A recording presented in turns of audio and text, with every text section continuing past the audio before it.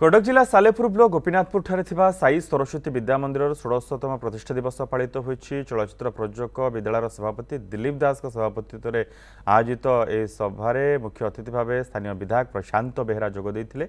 सम्मानित अतिथि भाव वरिष्ठ सांबादिक प्रफुल्ल मिश्र, इंजीनियर उद्धव चरण नायक, युवकवि संबित दास प्रमुख जोगदे पिलांकु किभଳି भल पाठ पढ़िले राज्य तथा देशर नाम रखिपारे से नहीं उद्बोधन देते। 2023-24 मैट्रिक सफलतार सह उत्तीर्ण होता छात्र छात्री अनुष्ठान तरफ संबर्धित करा विद्यालय पक्षर एक स्वेच्छाकृत रक्तदान शिविर अनुष्ठित होता।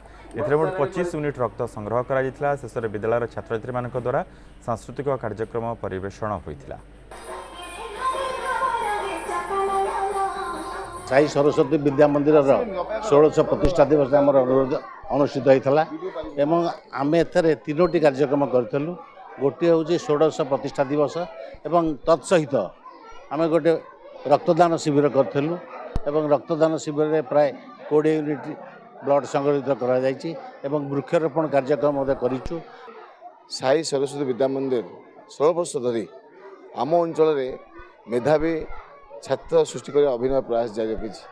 से अनुष्ठान जो मुख्य प्राणकर्ता प्रशांत भूया को धन्यवाद जनइबी एवं अंचलवासी निवेदन करी समस्त आगे आगे सहयोग करेंगे।